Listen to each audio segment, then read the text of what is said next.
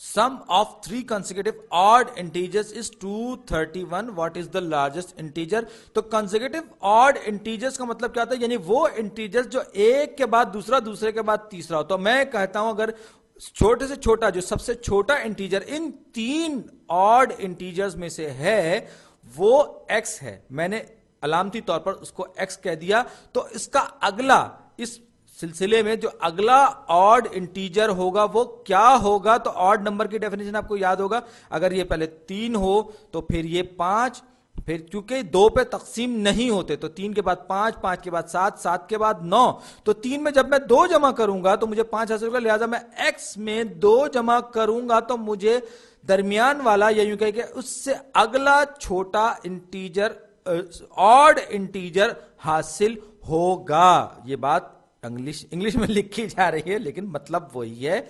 और सबसे बड़ा जो इंटीजर होगा वो इसी x में 4 जमा करने से हासिल होगा। अगर आप देखें 3 में आप 4 जमा करेंगे, 3 में 2 जमा करें 5, लेकिन 3 में जब 4 जमा करेंगे तो 7 मिलेगा आपको। तो x प्लस 4 जो है वो दरअसल लार्जेस्ट ऑड इंटीजर होगा। याद रखिए वो लार्जेस्ट ऑड इंटीजर इन तीन इंटीजर्स का होगा जिनकी हम सवाल में बात करें और जिनका सम जो है वो 231 के बराबर है। सम 231 के बराबर है का मतलब क्या है कि अगर मैं x प्लस x प्लस 2, पहला इंटीजर, पहला ऑड इंटीजर, दूसरा ऑड इंटीजर, तीसरा ऑड इंटीजर, इन तीनों को आपस में जमा कर लूं तो ये 231 बनेगा। और लार्जेस्ट जो है वो x प्लस 4 है जो हमें आखिर में मालूम करना है। तो x की वैल्यू क्या होगी, ये सबसे पहले मैं x टर्म्स को जमा करूंगा, 3x है मेरे पास तो ये 3x आ जाएगा, प्लस कांस्टेंट मेरे पास कितने हैं, 2 ये रहा, 4 ये रहा, 2 और 4 6, दूसरी तरफ 231। अब सबसे पहले मैं 6 को खत्म कर जाऊंगा लेफ्ट हैंड साइड पे ताकि सिर्फ x रह जाए लेफ्ट हैंड साइड पे, तो मैं दोनों तरफ से 6 को माइनस कर दूंगा।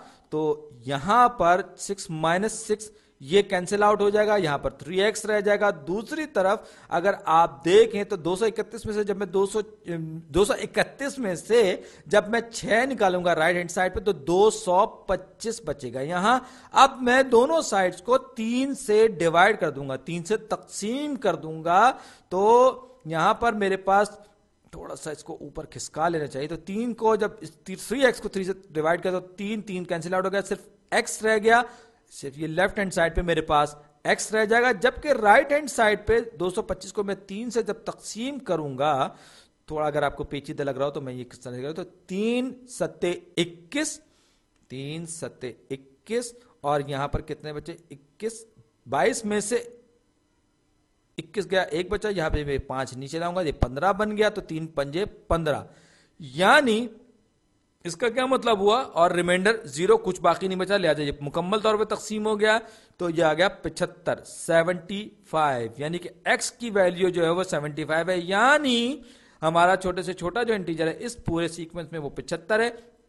अगला क्योंकि x प्लस 2 है लिहाजा वो 77 यानी 77 होगा।